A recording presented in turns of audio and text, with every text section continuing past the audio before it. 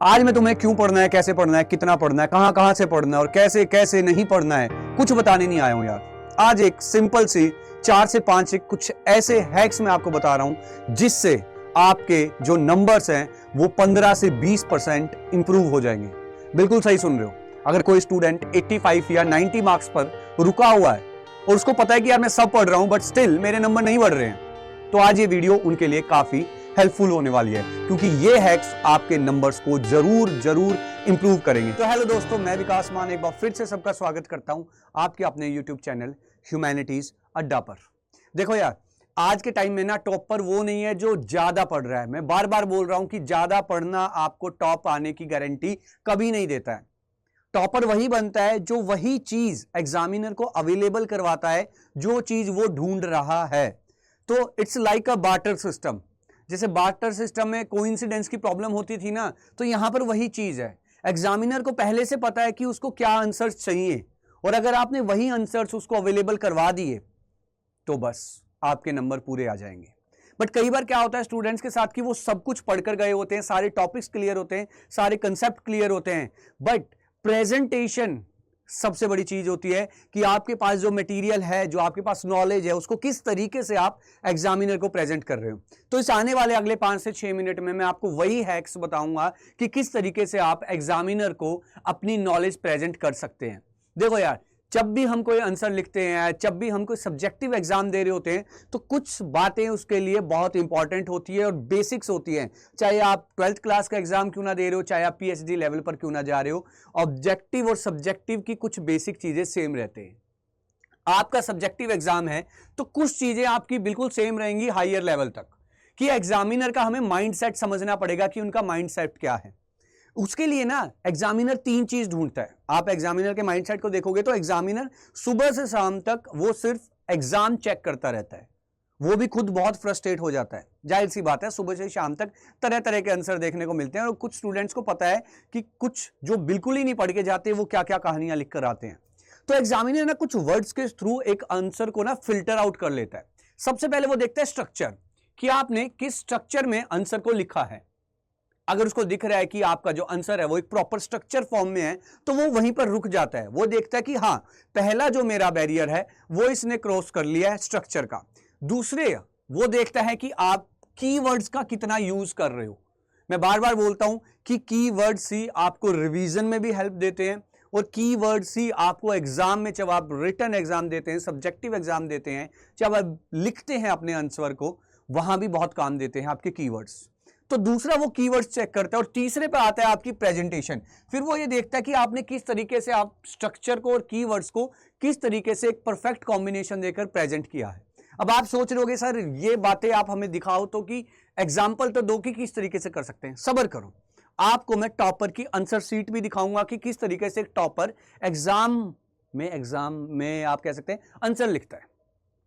ठीक है, टॉपर की वो ओरिजिनल क्या है आंसर शीट होगी, वो भी मैं आपको दिखाऊंगा।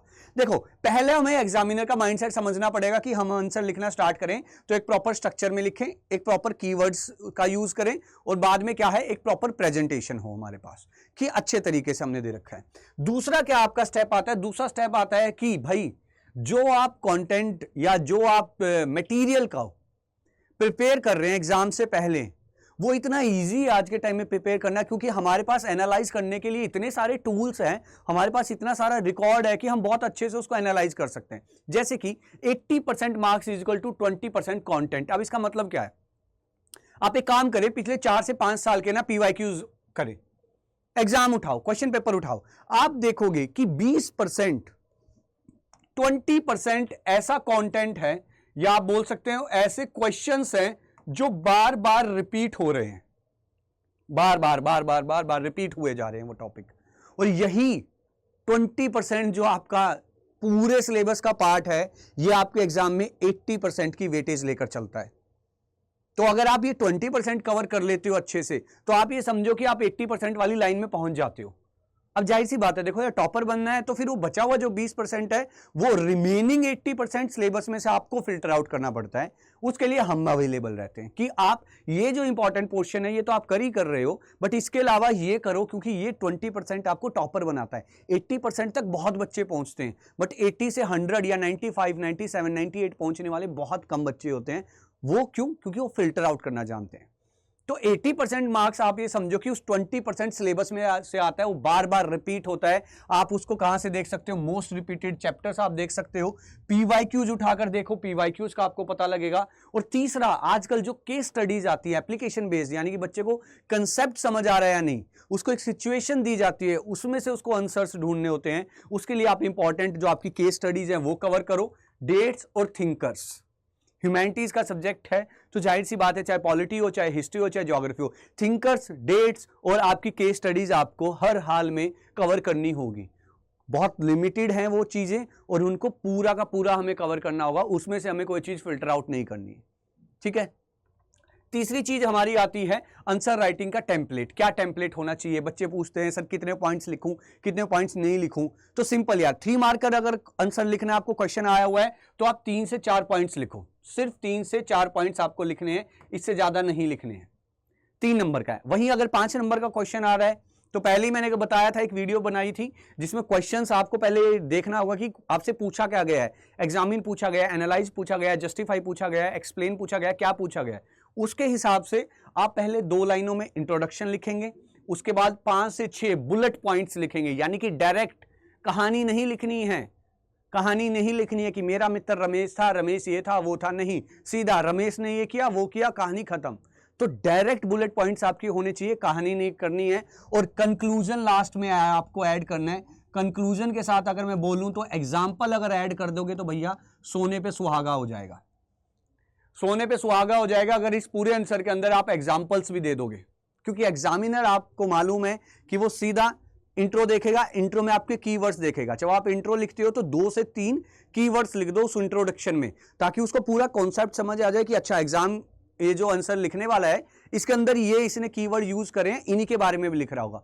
फिर वो पॉइंट्स पढ़ने जाएगा। जैसे ही वो पॉइंट्स पढ़ता है, अगर आप डायरेक्ट बुलेट पॉइंट्स लिखोगे, क्लियर क्लियर मेंशन रखोगे, कोई घुमाओ फिराओगे नहीं, तो एग्जामिनर को क्या होता है यार, देखो काम किसकी, कोई भी ऐसा धरती पे इंसान नहीं है जिसको ज्यादा काम करना हो। हर कोई चाहता है कि मेरा काम कम हो जाए, रिजल्ट ज्यादा आए। तो एग्जामिनर भी सुबह से शाम तक कितने पेपर चेक करता है यार, उसको भी ये लगता है कि अगर कोई एक ऐसी आंसर शीट आ जाए जो बिल्कुल इजी टू अंडरस्टैंड हो, बिल्कुल इजी टू चेक हो, इजी टू वेरीफाई हो, तो उसको कितना मजा आएगा। वो 1-2 नंबर आपको एक्स्ट्रा ही दिए जाएगा। उसको दिखेगा ना कि अगर स्टूडेंट के 98, 97 बन रहे, वो आपको 100 कर जाएगा पूरा। वो कहेगा यार बहुत मजा आया इसकी आंसर शीट चेक करने में, बहुत इजीली चेक कर दी और बहुत क्लियर था। तो वो 2-3% बहुत बड़ा होता है, क्योंकि 2-3% में हजारों रैंक ऊपर नीचे हो जाती हैं। ठीक है। और कंक्लूजन लिखोगे, अब कंक्लूजन में उसको सब पता लग गया है, लास्ट में आपको वो कंक्लूजन देख के वहीं पे कड़ाक से 5 नंबर देता हुआ चलेगा। तीसरी चीज ये हो गई आपकी। उसके बाद आपको ध्यान रखना है कीवर्ड्स एंड मार्क्स। जो मैं बार बार बोलता हूं, कीवर्ड्स आपके मार्क्स लाने का काम करते हैं पूरे सिलेबस में। कीवर्ड्स जैसे कि आप देखोगे पॉलिटिकल साइंस में federalism, separation of power, checks and balances, transparency. History के अंदर आप देखोगे revolt, reforms, urbanisation, trade routes, ये कीवर्ड्स होते हैं। वहीं अगर मैं ज्योग्राफी की बात करूं तो मान लो मैंने ह्यूमन डेवलपमेंट लिख दिया, कहीं पर मैंने ये लिख दिया कि ह्यूमन डेवलपमेंट है। ठीक है। अब ह्यूमन डेवलपमेंट का मतलब क्या है? अगर मैंने बोला कि किसी कंट्री के अंदर अच्छी ह्यूमन डेवलपमेंट हो रही है, इट मींस कि मैं इनडायरेक्टली ये बोलना चाह रहा हूं कि उस कंट्री के अंदर एजुकेशन, उसी कंट्री के अंदर हेल्थ सेक्टर में, और अगर मैं बात करूं उसी कंट्री के अंदर परचेजिंग पावर, जिसको मैं बार बार बोलता हूं कि मैं पीपी लिखता हूं, आपको पूरा लिखना है परचेजिंग पावर, ये बस आपको समझाने के लिए पीपी मैंने लिख दिया शॉर्ट फॉर्म में। तो इनडायरेक्टली आप एग्जामिनर को ये बोलना चाह रहे हो कि सर मैंने ह्यूमन डेवलपमेंट लिख दिया है और एग्जामिनर समझ गया है कि बच्चे को ह्यूमन डेवलपमेंट का मतलब पता है और वो किस कॉन्टेक्स्ट में लिख रहा है कि उस एरिया की, आप कह सकते हो health sector, education sector, purchasing power अच्छी है। मतलब आपने ये क्लियर कर दिया। ये आपको इतने सारे वर्ड्स लिखने पड़ते, आपने 2 वर्ड्स में कवर कर दिया, ह्यूमन डेवलपमेंट, बात खत्म। तो ये होती है कीवर्ड्स की पावर, कि शॉर्ट फॉर्म में पूरी लाइन का मीनिंग आपने समझा दिया, पूरा कॉन्टेक्स्ट, पूरा टॉपिक आपने कवर कर दिया। तो कीवर्ड्स का मतलब है सीधा सीधा मार्क्स। कीवर्ड्स तो छोड़ने ही नहीं है। अगर आप चाहते हो कि सर मुझे कीवर्ड्स चाहिए ज्योग्राफी के हर चैप्टर के, तो ठीक है, नीचे पीडीएफ कमेंट कर देना, मैं आपको पीडीएफ अवेलेबल करवा दूंगा। बट कम से कम 100 कमेंट्स आए तो तब मैं पीडीएफ अवेलेबल करवाऊंगा, है ना। तो कमेंट कर देना नीचे कि सर पीडीएफ हो जाएगी। जैसे पहले 2 वीडियो में जाकर चेक करो, पिन कमेंट में आपको पीडीएफ के डायरेक्ट लिंक मिले हुए हैं, इसमें भी मिल जाएंगे, कमेंट कर दो, ठीक है। अब दूसरी चीज क्या है कि देखो यार, अब आप सोच रहे हो कि सर ये सारी चीजें कैसे करें, हम कैसे करें, आप हमें सैंपल दिखाएं कि किसी की, जो मैंने पहले बोली थी आंसर शीट। उससे पहले मैं बताऊंगा कि जो ये एग्जाम पैटर्न है ना, जो ये चीज मैं नोटिस कर रहा हूं कि धीरे धीरे चेंज आता जा रहा है, ये चेंज सिर्फ आपको आंसर शीट में मेंशन नहीं करना है, चेंज वहां नहीं दिखाना है, आपको अपने रिवीजन का स्टाइल भी बदलना पड़ेगा। अब आपको थोड़ा सा एडवांस रिवीजन पर चलना पड़ेगा, और क्योंकि बहुत लिमिटेड दिन है, 15 से 20 दिन हमारे पास बचे हैं, तो इन्हीं 15 से 20 दिन के बीच के लिए आपके लिए कुछ हमने YouTube पर बिल्कुल फ्री ऑफ कॉस्ट स्टार्ट करा हुआ है। सबसे पहले मैं आपको बता दूं कि अपनी मैराथन आ रही है ज्योग्राफी की, ठीक है। 1 फरवरी को दोपहर 12 बजे, 1 फरवरी संडे को दोपहर को 12 बजे अपनी मैराथन स्टार्ट होगी, जिसमें पूरा सिलेबस करवाया जाएगा, English plus Hindi, map included रहेंगे, आपके एमसीक्यूज भी होंगे और फुल सिलेबस की थ्योरी होगी, ठीक है। मतलब कि पूरा सिलेबस आपका कवर करवा जाएगा। अच्छा, जो हम ये सेशन लेकर आ रहे हैं, ये हमारा शपथ सीरीज स्टार्ट कर रखी है, बिल्कुल फ्री है। आप इसमें देखोगे अभी भी जैसे कि आशी मैम की अभी क्लास चल ही रही है, 250 से 300 बच्चा इसको अभी देख रहा है, ठीक है, अभी 400 प्लस था। तो ये पहली क्लास थी आपकी, डेली शाम को 5 बजे आपकी क्लास होगी, डेली शाम को ह्यूमैनिटीज अड्डा पर 5 बजे पहुंच जाना है, डेली एक सब्जेक्ट आपका कवर हो रहा होगा, ठीक है। और लंबे लंबे सेशंस हैं, ये लगा लो कि एक सेशन अटेंड करा तो लगा लो 50 to 60% सिलेबस आप पक्का करके जाओगे, और ये एडवांस तरीके से क्या है आपकी रिवीजन हो रही होगी, ठीक है। ऐसे ही इसी सीरीज के अंदर अपनी भी 1 तारीख को मैराथन है, तो आप जरूर अटेंड करें, ठीक है। अच्छा, अगर आपको स्केड्यूल देखना है तो पोस्ट पर जाएं आप चैनल पर, और आपको यहाँ पर पूरा क्या है स्केड्यूल मिल जाएगा, किस दिन किस टीचर की क्लास होनी है। जैसे मेरी 30 जनवरी को भी शाम को 5 बजे है, ठीक है, और फिर 1 फरवरी को मेरी मैराथन है, तो आप जरूर जाकर ये अटेंड करें, बिल्कुल फ्री ऑफ कॉस्ट है। अच्छा, इसके अंदर आपको बहुत सारी चीज़ें मिलेंगी, जैसे आपको पीडीएफ्स मिलेंगे, नोट्स मिलेंगे आपको, और क्या बोलूँ भाई, फ्लो चार्ट मिलेंगे, अच्छा आपको फ्लैश कार्ड मिलेंगे, वर्कशीट मिलेंगी, अच्छा आपके डाउट सेशन भी होंगे, और ये सारा कुछ वो कंटेंट है जो हम पेड बैचेज में देते हैं, बट अब आपको फ्री मिलने वाला है। इसके लिए बस आपको कुछ नहीं करना है, कैरियर अड्डा की ऐप पर जाओगे, वहां पर शपथ नाम से बैच है, बिल्कुल फ्री ऑफ कॉस्ट है, कोई पैसा नहीं देना है, बस उसको फ्री ऑफ कॉस्ट ही आपको 0 अमाउंट देकर परचेज कर लेना है, 0 अमाउंट में कोई पैसा नहीं लगेगा। बस क्या है कि हमारे पास आपका रिकॉर्ड आ जाएगा, और फिर हम क्या है, जो पेड बैच का जो हमारा एडमिन पेज है, आपको लिंक मिलेगा, उस पेड बैच वाले आप ऐप पर जाकर अटेंड करेंगे डाउट सेशंस, ताकि आप हमसे 1-to-1 कांटेक्ट कर सके, 1-to-1 हम वीडियो कॉल के थ्रू सेशन में, डाउट सेशन में एक दूसरे से बात कर सकें, ठीक है। क्योंकि एग्जाम टाइम आ रहा है, बहुत सारे आपके डाउट्स होंगे, वो सारे डाउट्स वहां कवर करवाए जाएंगे। आगे कंटिन्यू करते हैं, जो हमारा सबसे लास्ट है, last but not the least, presentation trick. Presentation करने की ट्रिक होनी चाहिए भाई। कई मैंने ऐसे स्टूडेंट देखे थे जब मैं स्कूल टाइम में था कि आंसर उतना अच्छा नहीं आता, बट इतना अच्छे सुंदर सजा धजा के वो लिख के आगे कि देखकर ही मजा आ गया, ठीक है। तो मार्क्स बूस्टर इसको बोला जाता है। इसमें सबसे पहले चीज आपको ध्यान रखनी है, ओवर राइटिंग बिल्कुल नहीं करोगे, ओवर राइटिंग बिल्कुल नहीं करनी है। जहां आपने सोचा कि मैं पेज भर दूंगा, मेरे को नंबर अच्छे मिलेंगे, इट मीन्स आप बिल्कुल गलत सोच रहे हो, बिल्कुल गलत थिंकिंग है आपकी। आपको क्या करना है भाई, सिंपल है, ब्लू पेन का यूज करना है, ज्यादा अतरंगी बनना नहीं है, काले पीले नीले धोले अगर पेन लेकर चलोगे तो कोई फायदा नहीं है। एक ब्लू पेन रखना है, सिंपल। अंडरलाइन जो करोगे आप कीवर्ड्स की, वो आपको पेंसिल से करनी है, पेंसिल से अंडरलाइन करनी है, ठीक है। दूसरा, हर आंसर जब लिखोगे 1 लाइन छोड़कर आपको हर एक आंसर लिखना है, कोई ज्यादा बड़ी बात नहीं है, मैं नहीं बोल रहा एक्स्ट्रा पढ़ो, बट जो पढ़ा हुआ है, जो लिख रहे हो, जो प्रेजेंट कर रहे हो, वाह, वो तो नीट क्लीन हो। और एक सबसे इंपॉर्टेंट चीज, आपको जो नंबर यूज करने हैं ना आंसर्स के, वो इस तरीके से पॉइंट्स यूज करने हैं। मान लो एक आंसर के 5 पॉइंट है, तो 1 2 3 4 5 सिंपल लिखने हैं, ये बिल्कुल नहीं लिखना, ये इस तरीके से बिल्कुल नहीं लिखना, ये नहीं लिखना। एग्जामिनर ये देखना भी नहीं चाहता और ना उसको पसंद है। हर टीचर को स्ट्रेट, सिंपल, मीनिंगफुल चीजें चाहिए, और 1 2 3 इसका मतलब भी यही है, इसका भी यही है। स्ट्रेट लिखो जो हर एक को समझ आए इजीली, क्योंकि ये इमेज हमारे दिमाग में बसी रहती है, हम बहुत जल्दी न्यूमेरिकल्स को याद कर लेते हैं। तो इजी रखना है। किस तरीके से रखना है मैं दिखा देता हूं।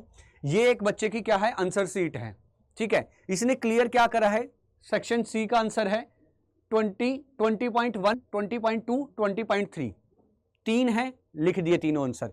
ए का लिखा most of the rain river lies in the country of Germany. Germany क्या है, इस लाइन का कीवर्ड बन गया कि जर्मनी में है, अंडरलाइन कर दिया। इसी तरीके से आपको अंडरलाइन करते हुए चलना है, बिल्कुल नीट एंड क्लीन। हर एक आंसर लिखा, एक लाइन छोड़ी, बीच में लाइन खींची, दूसरा आंसर। अब एग्जामिनर को इस शीट में क्या दिखेगा कि यार कितना इजी है, कितना इजी है हर चीज को पढ़ना मेरे लिए। मुझे पता है ये 20.1 है, ये 20.2 है, ये 20.3 है, पेंसिल से अंडरलाइन कर दी। एग्जामिनर जब मान लो मैं अगर एग्जामिनर होता, मैं आंसर देखता तो मेरी नजरें यहां जाती, जर्मनी जर्मनी, नीदरलैंड, रूअर, और जो क्वेश्चन है वो क्वेश्चन इसी से रिलेटेड है। मैं बोलता अच्छा ठीक है, मतलब कि स्टूडेंट ने इसी टॉपिक से रिलेटेड चीजें लिखी है, चलो पढ़ते हैं, और मैं पढ़ना स्टार्ट होता, मेरे लिए बहुत ईजी होता।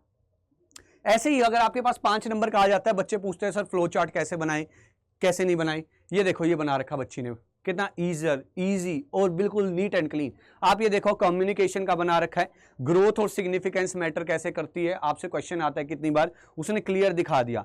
ग्रोथ ठीक है, क्या क्या हुई, लेटर्स थे, लेटर्स के बाद लेटर्स और पिजन्स यानी कि कबूतर और लेटर यूज होते थे, उसके बाद टेलीग्राफ में कन्वर्ट हुआ, टेलीग्राफ के बाद टेलीकम्युनिकेशन में कन्वर्ट हुआ, और फिर आप देखोगे किस तरीके से सिग्निफिकेंस यहां पर दे रखी है।